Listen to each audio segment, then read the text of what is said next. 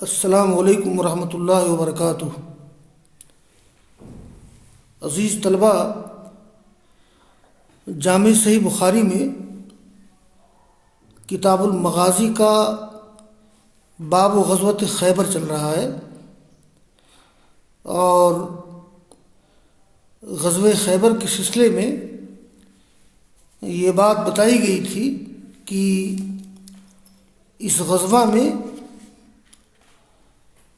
بہت سے اموال غنیمت ملے تھے۔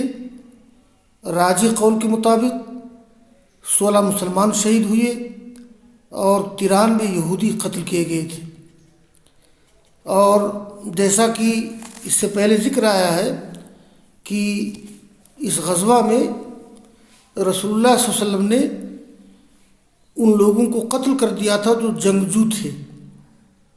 یہ روایت گزر چکی ہے کہ فقتل النبی صلی اللہ علیہ وسلم المقاتلۃ وسبت ذریۃ، یعنی رسول اللہ صلی اللہ علیہ وسلم نے تمام جنگجو لوگوں کو قتل کر دیا اور باقی ماندہ لوگوں کو قیدی بنا لیا۔ اور ایسا اس لیے ہوا تھا، جیسا کہ میں نے جنگ کے اصول ذکر کیے تھے، کہ جب بھی کہیں جنگ ہوتی تھی تو ان لوگوں پر اسلام پیش کیا جاتا تھا کہ مسلمان ہو جائیں، اسلام کے دائرے میں آ جائیں۔ اگر مسلمان نہیں ہوتے تھے تو کہا جاتا تھا کہ جزیہ دیں، یعنی حکومت کے امن و امان میں آ جائیں اور حکومت کو ٹیکس جزیہ دیں۔ اگر اس کو بھی نہ مانیں تو پھر ان سے مسلمانوں کی فوج جہاد کرتی ہے۔ تو بہرحال خیبر کے لوگوں سے آپ نے جہاد کیا اور جنگجو لوگوں کو قتل کر دیا تھا اور بقیہ لوگوں کو قید کر لیا تھا۔ ان قیدیوں میں ایک تھی صفیہ بنت حوی بن اخطب۔ آج کی جو احادیث پڑھی جائیں گی اس میں ان کا ذکر ہے، لیکن صفیہ بنت حوی بن اخطب کے بارے میں بخاری، مسلم اور حدیث کی دوسری کتابوں میں جو الگ الگ تفصیلات موجود ہیں، تو آج میں انہیں اکٹھا کر کے بتا دیتا ہوں تاکہ اسلام کے نظریہ جنگ کے سلسلے میں کوئی غلط فہمی نہ ہو اور رسول اللہ صلی اللہ علیہ وسلم کے بارے میں کوئی شبہ نہ ہو۔ تو میں پہلے روایت پڑھتا ہوں۔ یہ قال الامام البخاری رحمہ اللہ حدثنا عبد الغفار بن داود قال حدثنا یعقوب بن عبد الرحمن وحدثني احمد بن عیسیٰ قال حدثنا ابن وهب قال اخبرني یعقوب بن عبد الرحمن الزہری عن عمرو مولى المطلب۔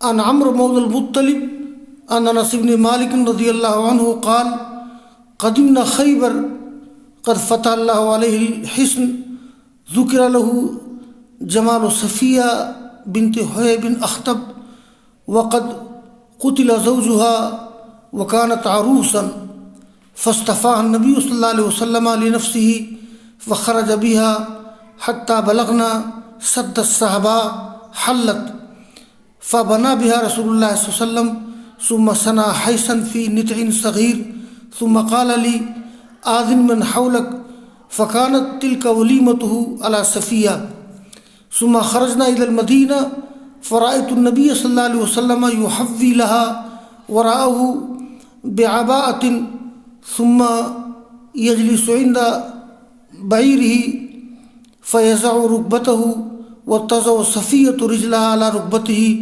حتى تركب۔ یہ روایت ہے، صفیہ بنت حیی بن اخطب کا تذکرہ اس میں ہے۔ میں یہاں تھوڑی سی بات تھوڑی وضاحت کر دوں۔ یہ صفیہ یہ حیی بن اخطب کی لڑکی تھی، یعنی صفیہ یہودیوں کے سردار کی بیٹی تھی، اور ان کے شوہر تھے کنانہ بن ابی الحقیق۔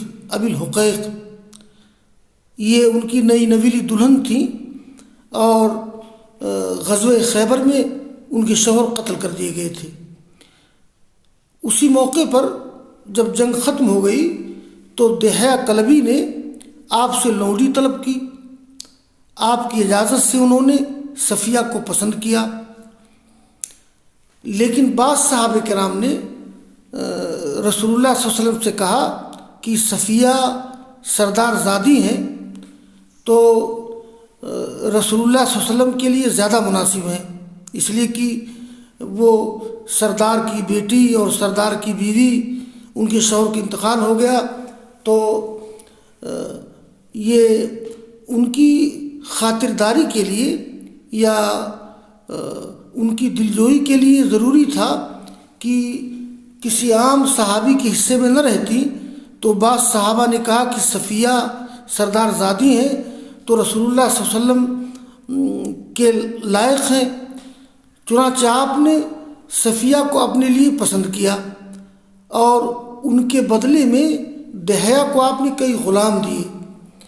اسی تبادلے کو صحیح مسلم میں اس طرح سے تعبیر کیا گیا ہے کہ آپ نے دحیہ کلبی سے صفیہ کو خرید لیا۔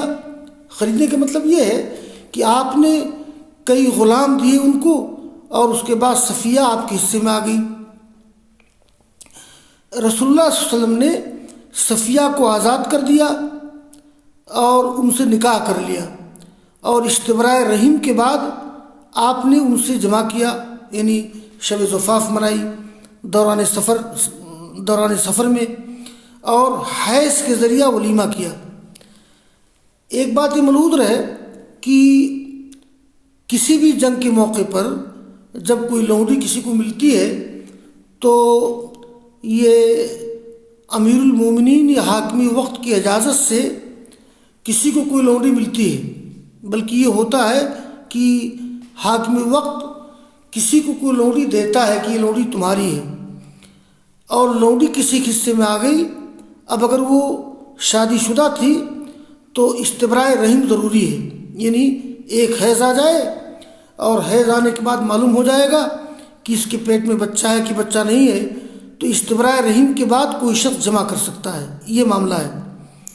تو ایک چیز اور ہے کہ آزاد اور لونڈیوں میں فرق یہ رہتا تھا عہد نبوی میں کہ آزاد عورتیں پردہ کرتی تھیں اور لونڈی پردہ نہیں کرتی تھی۔ یہ ایک اسلام کا حکم ہے، اور اب تو خیر غلام لونڈی کا خاتمہ ہو گیا ہے، لیکن درخشاں ماضی کی یاد کے طور پر لونڈی کا یا غلام کا ذکر کیا جا رہا ہے، اور ویسے آئندہ بھی اگر اس طرح کے حالات پیش آ جائیں جنگ کے تو غلام کا لونڈی کا تصور دوبارہ واپس ہو سکتا ہے۔ دیکھیے یہ پہلی حدیث میں نے پڑھی ہے، اس میں تحویل ہے۔ دیکھیے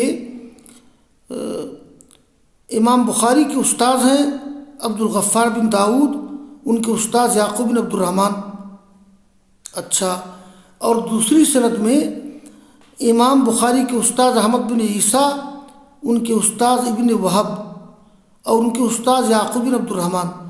تو یعقوب بن عبد الرحمن کے اوپر سند ایک ہے، اور یعقوب بن عبد الرحمن کے سند کے نیچے سند کی دو شاخ ہو جاتی ہے۔ تو یعقوب بن عبد الرحمن یہ روایت کرتے ہیں عمرو سے، جو مطلب کے غلام ہیں۔ مطلب کون ہے؟ یہ مطلب بن عبداللہ بن حنطب مخزومی، یہ عمرو سے روایت ہے۔ اور عمرو روایت کرتے ہیں انس بن مالک رضی اللہ تعالیٰ عنہ سے، انہوں نے کہا کہ ہم خیبر آئے تو اللہ تعالیٰ نے فلما فتح اللہ علیہ الحسنہ، جب اللہ تعالیٰ نے یہ قلعہ کو فتح دے دی، یعنی فلما فتح اللہ علیہ الحسنہ، جب آپ پر قلعہ فتح کر دیا گیا تو ذکر لہو جمال صفیہ بنت حیی ابن اخطب، تو آپ سے صفیہ بنت حیی بن اخطب کی خوبصورتی کا ذکر کیا گیا۔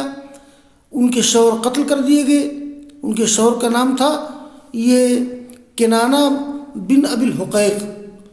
یہ آپ سے صفیہ کی خوبصورتی کا ذکر کیا گیا، اس کا مطلب یہ ہے کہ اس میں تھوڑی تفصیل، اس میں اختصار، راوی نے اختصار کر دیا ہے۔ اصل میں کیا ہوا کہ صفیہ بنت حیی بن اخطب جو کنانہ بن ابی الحقیق کی نویلی دلہن تھی، یہ دہیا کے حصے میں آ گئی تھی۔ آپ نے دہیا کلبی کو دے دیا تھا، تو لوگوں نے ذکر کیا کہ وہ سردار زادی بھی ہیں، خوبصورت بھی ہیں اور دہیا کے لائق نہیں ہے، تو اس کو آپ اپنے حصے میں کر لیجیے۔ تب اللہ کے رسول نے ان کو اپنے لیے پسند کیا، یہ اس کی تفصیل ہے۔ وکانت عروسن، نئی نوی دلہن تھی، تو منتخب کیا نبی صلی اللہ علیہ وسلم نے ان کو اپنے لیے، فخرج بہا، آپ لے کے نکلے ان کو۔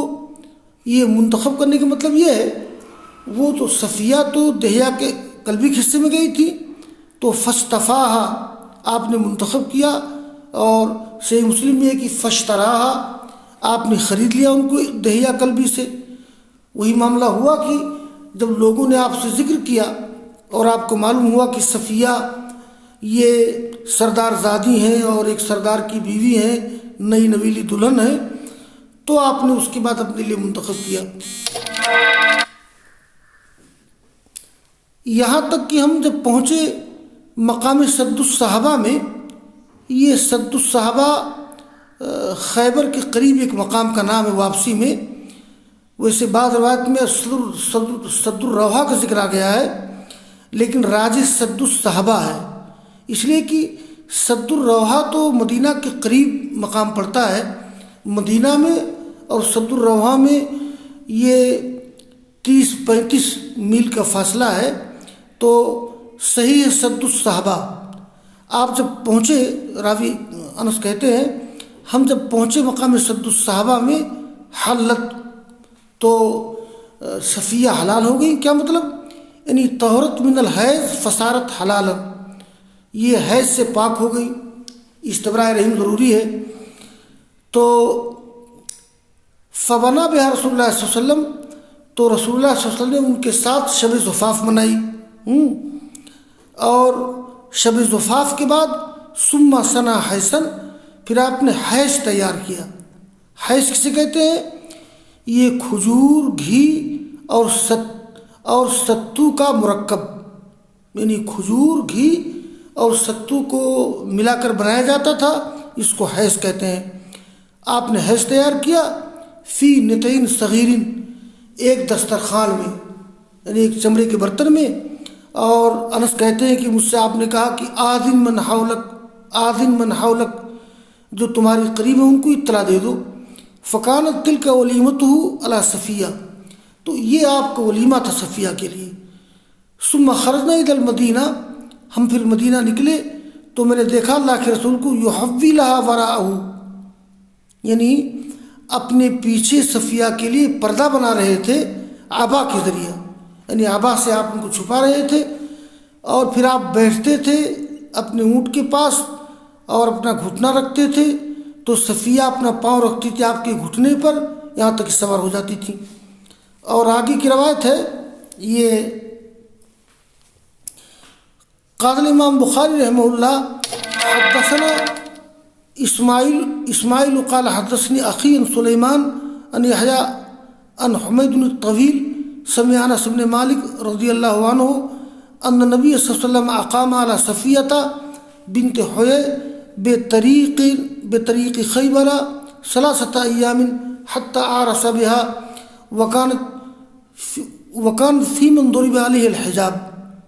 انس کہتے ہیں کہ رسول اللہ صلی اللہ علیہ وسلم ٹھہرے صفیہ بنت حیی پر خیبر کے راستے میں 3 دن، یعنی مطلب یہ ہے کہ وہ جگہ جہاں آپ نے صفیہ کے ساتھ شب زفاف منائی، آپ وہاں 3 دن ٹھہرے، حتی عرس بہا، آپ نے ان کے ساتھ شب زفاف منائی۔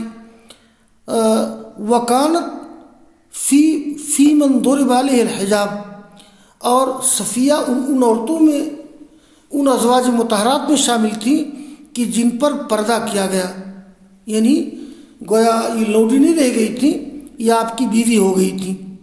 آگے کی روایت ہے، حدثنا سعید بن ابی مریم قال اخبرنا محمد بن جعفر ابن کثیر قال اخبرنی حمید انہ سمع انس رضی اللہ عنہ اقام النبی صلی اللہ علیہ وسلم بین خیبر والمدینہ 3 لیال یبنى علیہ بصفیہ، یعنی رسول اللہ صلی اللہ علیہ وسلم ٹھہرے خیبر و مدینہ کے درمیان 3 دن 3 رات ان کے ساتھ شب زفاف مناتے ہوئے صفیہ کے ساتھ۔ فدعوت المسلمین الی ولیمتہ، میں نے مسلمانوں کو بلایا آپ کے ولیمے کی طرف، اور ولیمہ کیسے ہوا تھا؟ وما کان فیہا من خبز ولا لحم، آپ کے ولیمہ میں نہ روٹی تھی نہ گوشت تھا۔ وما کان فیہا الا ان، اس میں صرف اتنی بات تھی کہ آپ نے حکم دیا بلال کو بالانطاء فبسطت، یعنی انتا واحد نطعن، یعنی یہ چمڑا، آپ نے حکم دیا بلال کو کہ کچھ چمڑے بچھائے گئے، تو فالقی علیہ فالقى علیہ التمر والعقیط والسمن، آپ نے ڈالا اس پر کھجور، پنیر، گھی۔ فقال المسلمون، اب یہاں ایک معاملہ یہ پیدا ہوا کہ کچھ لوگوں کو نہیں معلوم تھا کہ آپ نے نکاح کیا ہے، تو مسلمانوں نے کہا کہ یہ امہات المومنین میں سے ایک ہے یا آپ کی لوڈی ہے، او ما ملکت یمینہ، تو لوگوں نے کہا کہ ٹھیک ہے، ان حجبہ فی احدی امہات المومنین، اگر اللہ کے رسول کو پردے میں رکھیں گے تو امہات المومنین میں سے ایک ہیں، وَإِن لَمْ يَحْجُبْهَا، اور اگر آپ ان کو پردے میں نہیں رکھیں گے تو فَهِيَ مِمَّا مَلَكَتْ يَمِينُهُ، تو یہ لونڈی ہیں، یعنی یہ آپ کے ملک یمین میں شامل ہوں گی۔ فَلَمَّا ارْتَحَلَ، جب آپ نے کوچ کیا، وَطَّأَ لَهَا خَلْفَهُ، آپ نے اپنے پیچھے ان کے لیے جگہ بنائی، وہ مد الحجاب، اور پردہ دراز کیا، پردہ حجاب ڈال دیا، گویا آپ نے چونکہ نکاح کیا تھا، شادی کی تھی، تو ان کی حیثیت ام المؤمنین کی ہے۔ وآخر دعوانا ان الحمد للہ رب العالمین۔